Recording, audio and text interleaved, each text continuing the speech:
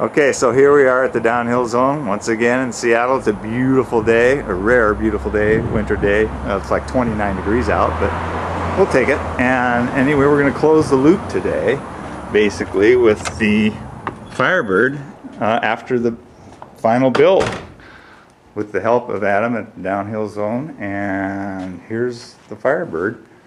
So what's that scale say, Adam? That scale says 28 pounds, 12 ounces, three-quarter. Wow. Shocked. I'm blown away. 28, 12, and that's with the pedals. Full pedal, full build. Basically, we're beating the ad here. I weighed it without the pedals. It was under 28. It was like 28 and... Yeah, the pedals are 3/4. They're a little bit more than 3/4 of a pound, yeah. Yeah, so... and Adam, where can we still get some weight out of this thing? I was just noticing, I thought we had done titanium hardware, but we didn't. So, okay. Adapter mounting bolts, caliper mounting bolts, rotor bolts, and then in the front, the caliper mounting bolts as well. The rotor bolts up front are tied, but yeah, we could do some titanium there. We could do a bolt here. You can a couple little pieces still even. Okay. So yeah, but it's definitely it's starting to butt up against the ceiling of how light it can go, but is it right? I mean, would you take this out on the trails? Yeah, I mean, of course. Are we cheating too much here, basically? Like we had talked about. I think the major thing is tire choice. These are very light. Okay. Yeah, these are new Conti Mountain Kings. So you know, a little bit open tread, a little bit lighter tire. They're decent, but I don't know how far you can really push them. You know, but I don't think Whistler in the summertime is a place to take them. Right, but you know, I think for the majority of the things that this bike is going to see, yeah, they're all right. Sure. You know, you might pick up 1/4 of a pound in something a little more aggressive.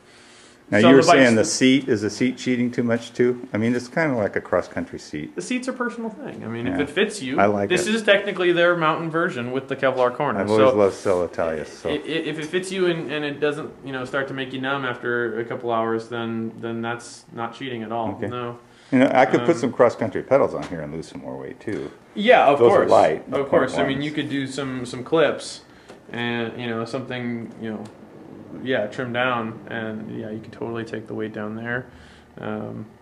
So we can lose a little bit more, but you know, let's not quibble. I mean, for a 6 3/4 inch trail bike to come in that far under 30, we started out around 34. Wasn't 34, I think, is where we were at, right at the nose. I think it was 34. Yeah, I mean, come on. Yeah, I was really blown away by how much the wheels took off. I know we had talked about.